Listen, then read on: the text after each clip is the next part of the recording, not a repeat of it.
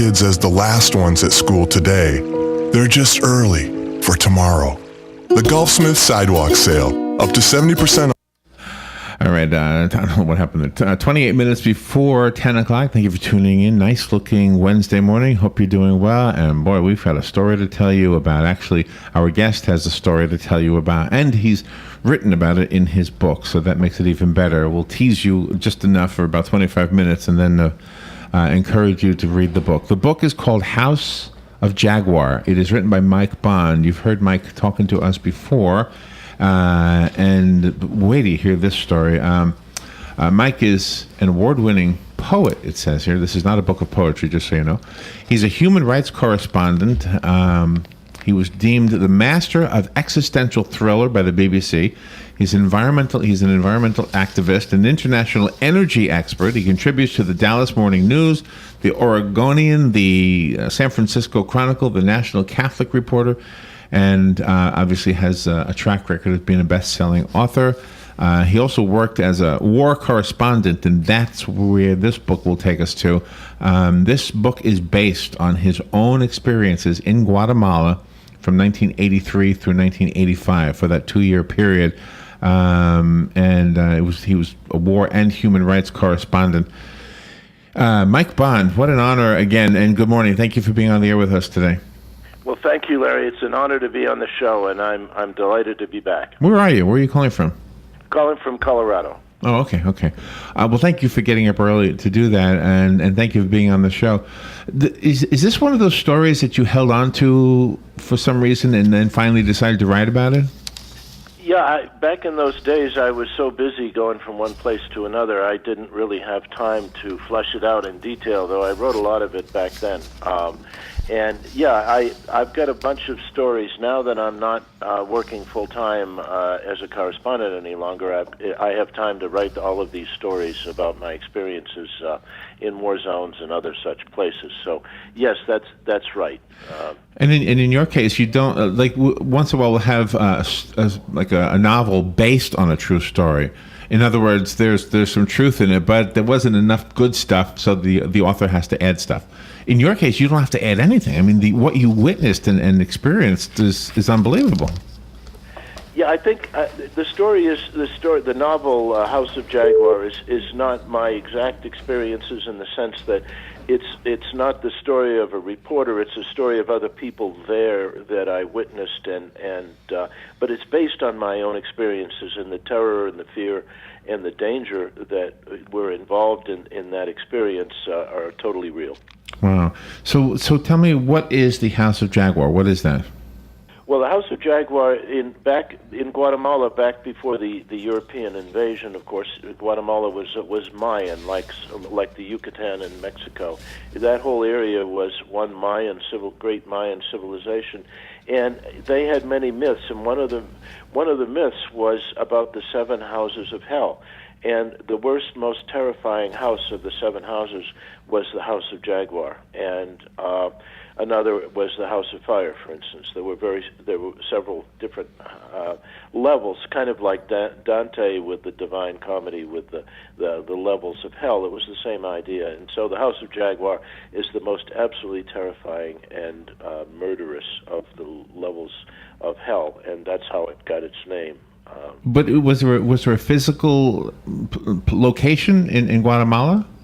No, that was, in fact, if anyone's been to Tikal, which Tikal, which is in northeastern Guatemala, it's one of these cities that's been dug up with all of these beautiful pyramids and everything. That's where many people feel that the House of Jaguar was located, but it's more mythical than it is real. I can't think of a really good comparison, but it's like if we could imagine heaven and there were different areas of heaven, but none of them had a physical location on earth. It's the same thing. When you die, your soul, if your soul goes to hell in Mayan mythology, the one that it's going to enjoy least, the level it's going to enjoy least, is the House of Jaguar.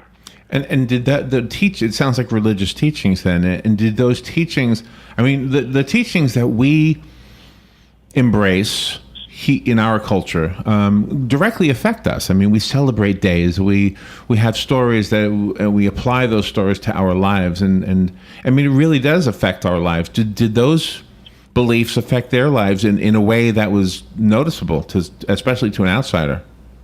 I would think so. That's a brilliant question, Larry. It really is, and it's one I never thought of. But yes, their whole culture was deeply colored by their own mythology, just as ours is. And today, in the world today, for instance, when we look at some of the great crises on the planet today, the most principal one being the clash between Islamic and Western cultures. You can see how profoundly a book or a way of thinking, such as the Koran in modern days, affects people's minds. And so, yes, it's a brilliant question, and my answer would be yes. The Mayans were deeply affected by their religious myths. So it is. I mean, in many ways, we hear of people justifying whatever they're doing, good or bad, based on the book, whatever book it is, or the Bible, or the Quran, or anything. So in their world, were you in danger at any time? Were you needing to guard who you were? Yeah, I was in a great deal of danger all the time, and why I finally had to leave. The background of the situation, Larry, was that it was a military dictatorship, Guatemala, and by the early 1980s, over the last 10 years prior to that, they had killed over 250,000 of their own people. And they had tortured 40,000 people to death in military prisons, and they had disappeared. There's a word that was created in Spanish, desaparecido, which just means disappeared, and that became a verb. I'm going to disappear someone. And the military dictatorship founded the death squads, which would just go around in these black vans with tinted windows and pick people off the streets. And for instance, one friend of mine, a woman, a doctor, walked out of an ice cream store with her two young daughters. She bought them ice cream cones.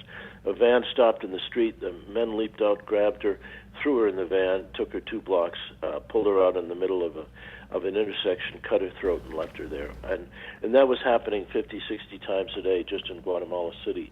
Everyone who could read, everyone who could think, the doctors, the lawyers, the journalists, the priests, the nuns, the lawyers, anybody like that who could fight this culture in any way, this culture of death, they were assassinated. And wow, it almost sounds like the what do you call the group right now in Iraq?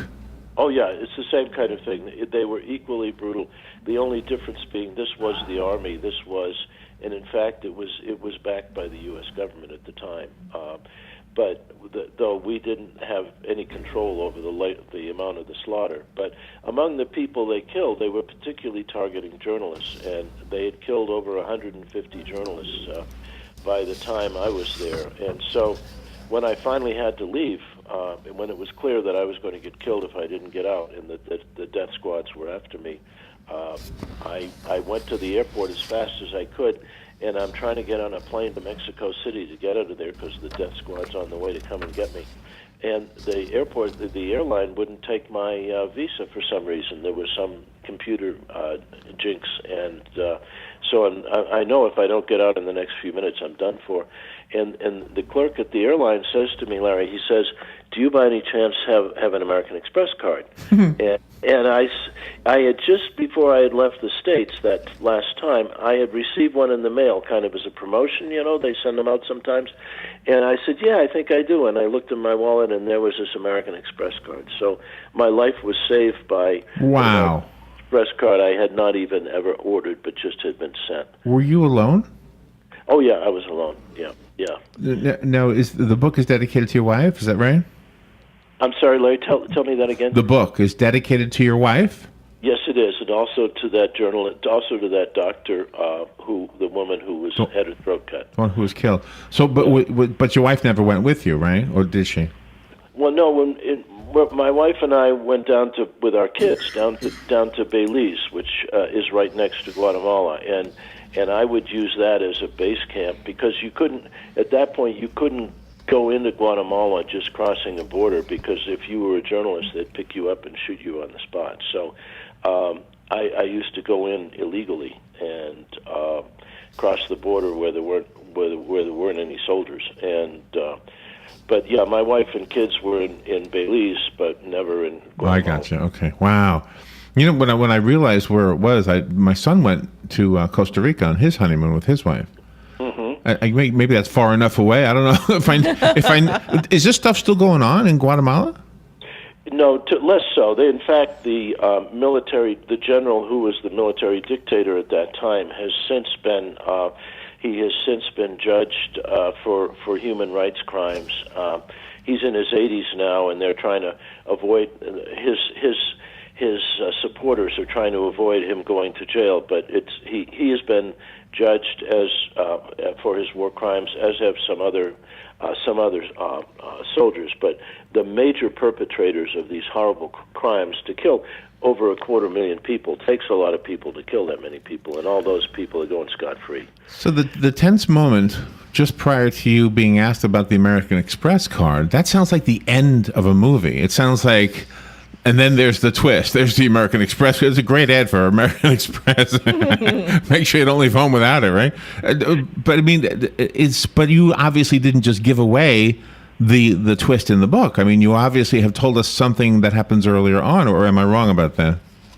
Yeah, I mean, actually, that particular scene is not in the book. The book is just what the story of the book is of an American Vietnam vet who's at this point, as many Vietnam chopper pilots did after Nam, is he was looking for other options to make money flying, and he was actually flown into Guatemala to fly out a load of marijuana, which was very common in those days. You land on a road in the backwoods somewhere, and people fill your plane up, and off you go.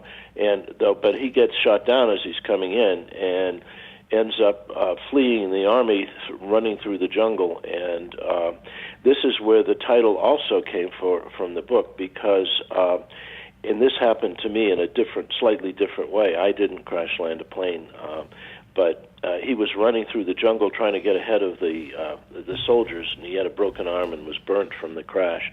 And he got totally lost in the jungle, and 2 days later was dying of thirst, because even though it's the jungle, it can be very dry. There was no water. And all of a sudden he realizes that this huge black jaguar is following him, and he assumes the jaguar is going to kill him and eat him.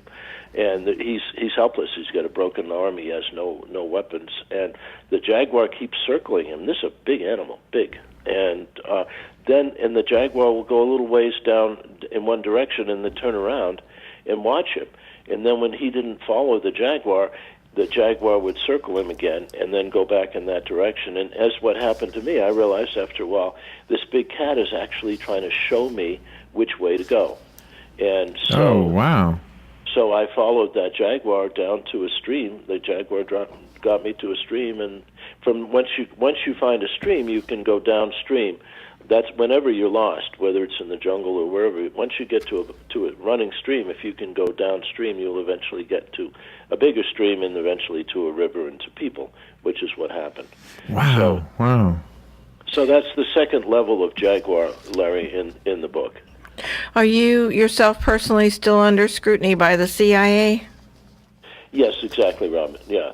The CIA, it was a very bad chapter in the history of the CIA, Guatemala, because it all started in 1954 when the U.S. overturned the democratically elected president of Guatemala.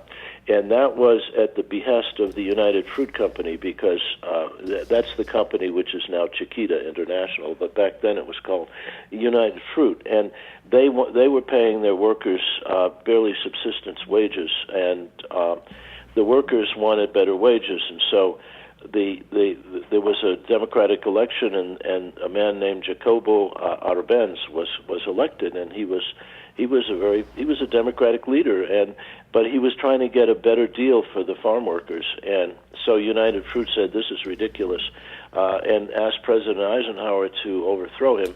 And so the CIA did, and that led to 45 years of civil war. Gosh. and the deaths, as I said, of well over 250,000 people.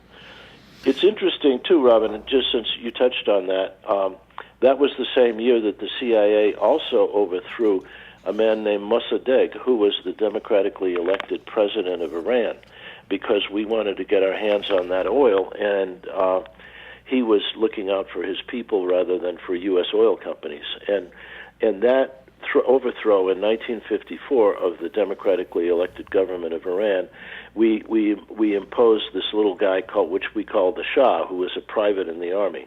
And so we had 30 years or so of the Shah, 35 years in Iran, and he was universally hated by the people, so that this eventually led to the Ayatollahs returning to Iran, the takeover of the American embassy, and the level of hatred that's gone on between Iran and the United States ever since. So these overthrows of little governments far away can have enormous effect years later. And a lot of people, when they try to understand Iran, for instance, they don't realize this background, or when they try to understand Central America and where the anti-Americanism comes from in Central America, it's rooted in the history of what we've done there in the past.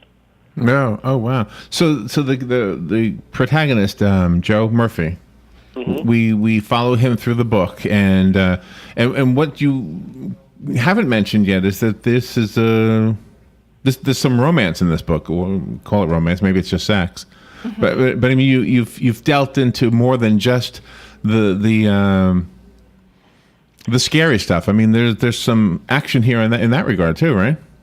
Absolutely. In essence,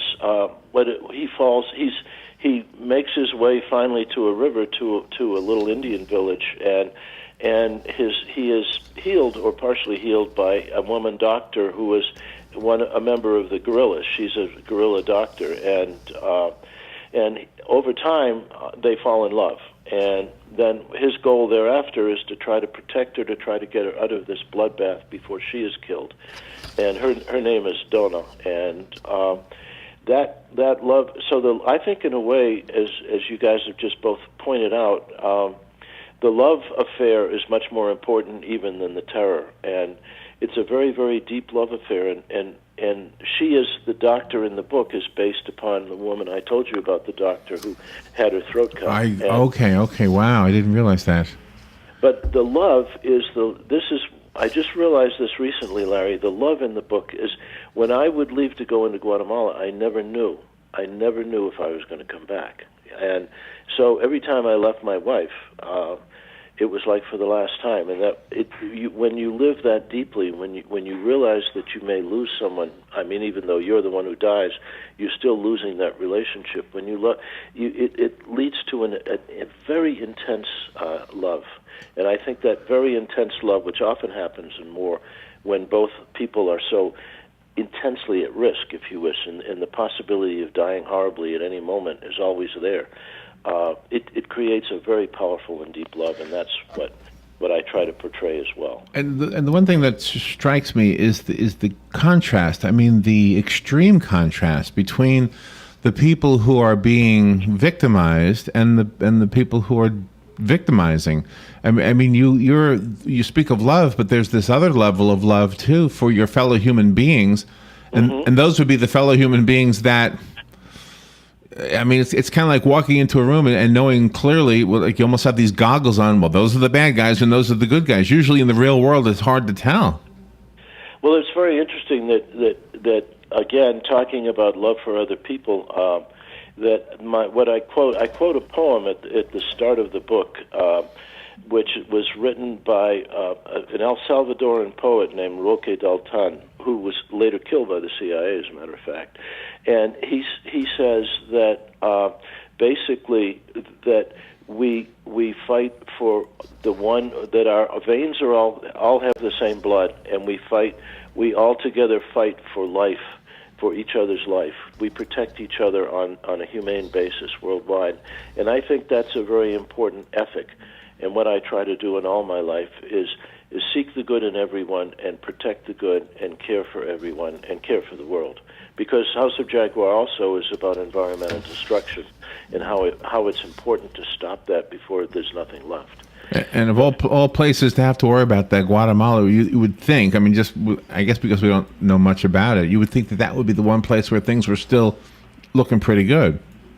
Well, unfortunately, wherever you have rainforest or jungle, you have hardwood logging, and people will order they'll build a new house in somewhere in the United States or all over the states. In the big not now, lots of people like to have South American hardwoods or Latin American hardwoods for decks because they last forever. So the jungles of Guatemala are vanishing at a very fast rate. Well, you don't bring up religion a lot in the book, but you do have the moments when the main character talks to God. Yes, definitely. That's another thing that it doesn't. I believe that all religions, in essence, are the same. That we're trying to reach some connection with the world of the spirit, with the world that doesn't go away with death. And I kind of have come to the conclusion, Robin, in my own. I mean, having been a Catholic and still a Catholic, but kind of a multi-religious guy, that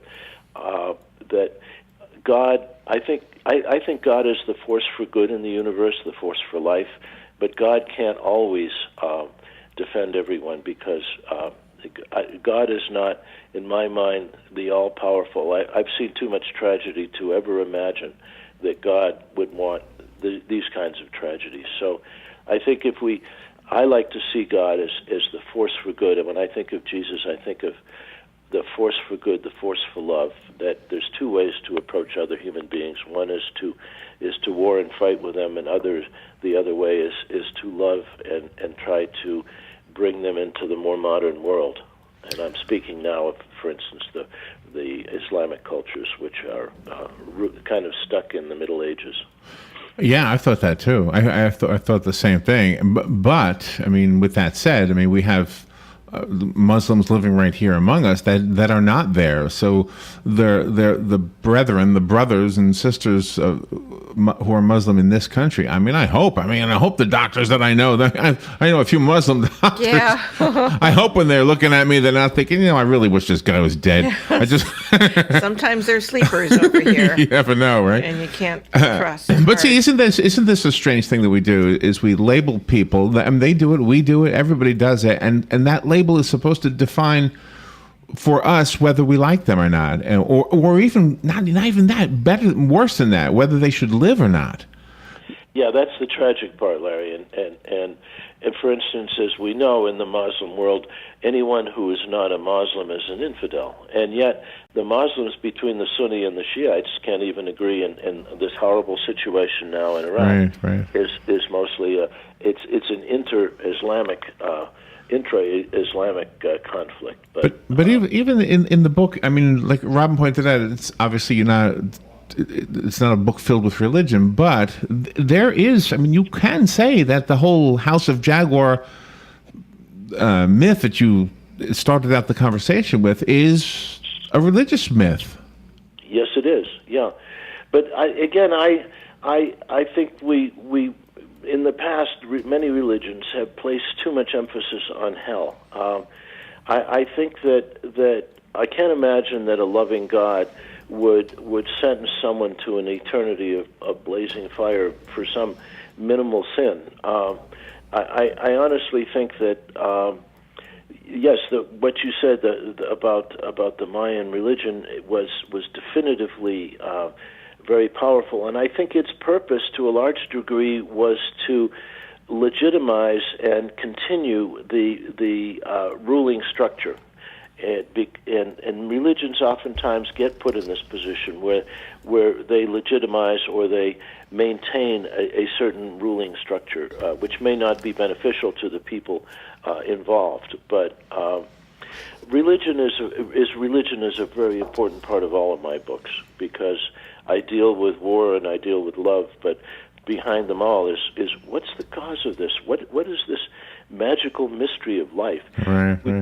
It's an endless question, Larry. And whether you are fighting because you think it's what pleases God, or you are a Hitler who you want the world to believe you are God. I mean, It's the same. It's similar. It's maybe not the same, but it's very similar. Wow, this I love this conversation. I hope we've been fair to the book. The book is called House of Jaguar. Mike Bond is on the show with us. You've been with us at least once before. What was the last book you wrote? The last book was Saving Paradise, which again was, though it focused on an environmental battle in Hawaii. It's still in the bookstores today. Still, all my books are. It was the paradise, not only saving the beautiful paradise of nature, but the paradise inside each one of us. And I think that's really important. So many people lead stressful, tormented lives. There isn't enough money. There may be family difficulties. There may be health difficulties. And these wipe out and destroy our perception of the marvelous gift of life. And what I wish is that every single human being would have the time to and the ability to enjoy at least some of the time the great gift of life without having to worry about money and absolutely, yeah. It's such a gift, life is, and a God-given gift. Yeah, the other day, Mike, there was a video that was circulated by NASA or somebody, and it showed a time-lapse photography, I think that spanned, I don't know if it spanned 4 years, but it was some nebulae or something, nebulae, whatever they call those things, out in space, some galaxy that was expanding. Mm-hmm. And as you watched this time-lapse that took a long, long time to actually do, what it really looked like was smoke expanding. I mean, and all I could think of was, wow, each particle that from our distance is bigger than the Earth, but from here it looks just like smoke. And so smoke expands in the same way galaxies expand, and so there's really, I don't know, this is kind of maybe just me thinking, but there's not much difference, is there? I mean, why are we so concerned with such things when we have our own lives right in front of us that's just the same thing, you know? I think that's a really good analogy. That's a beautiful analogy because the smoke expanding and the galaxy expanding follow the same physical laws. And to think about the galaxy and to see it is to remind ourselves how enormous the universe, how endless the universe is, and how tiny we are in it. And again, that allows us to see ourselves clearly. It's funny when, back in the day, of course, several hundred years ago, everybody was convinced that the sun rotated around the Earth. And in fact, Galileo, when he found out that wasn't the case, he risked his life to put it out there. That I know. We want to believe that we're the center of the universe, but I don't think the universe even knows we exist, or barely. Mike, I love talking to you. We are so out of time. I have a copy of the book, House of Jaguar. If you want it, call me. The rest of us have to go buy it. Mike, what is your website? MikeBondBooks.com. Okay. And all my books, they can be bought through the website, Larry, or they can be bought in bookstores. They're online, Amazon, Barnes & Noble. And some of my books as ebooks are, till the end of this month, they're on a 99-cent sale. So you can pick up my books very cheaply. And anyone who wants to talk, just goes to my website and hits contact, and I will get right back to them. All right. Thank you, Mike. Thank you so much. What a great interview. I have a caller wanting the book, but we have to move forward to the news. Thank you. We'll be right back. He's ruled out airstrikes, at least for now. The Wall Street Journal reports the White House will instead provide intelligence to Iraqi forces as they work to fend off militants overrunning their cities. Later today, congressional leaders will sit down with the president in the Oval Office to talk about the situation in Iraq. Fox Radio's Rachel Sutherland. A major refinery in Iraq under attack by militants. Not only is it the refining center for the center and north of the country, but it also produces a huge amount of the electrical power for Baghdad, a massive consumer of electricity. Sam Kiley with Fox sister network Sky News. The head of GM back on Capitol Hill today answering questions before a House panel on the automaker's mishandled recall of 2.6 million small cars. And the current Ebola outbreak in West Africa has now killed nearly 340 people. Fox News, we report, you decide. Welcome to summer, the official season of outdoor projects. It's time to roll up your sleeves and get your hands dirty. No one knows projects better than the Home Depot, and no one knows project cleanup better than Bounty paper towels. Bounty has the strength, absorbency, and durability to clean up messes from any outdoor project. And because Bounty is 2 times more absorbent than the leading Ordinary brand, you can handle big cleanups and still use less. So when you stop by the Home Depot for your next project, make sure you stock up on Bounty paper towels too. It's the official quicker picker-upper of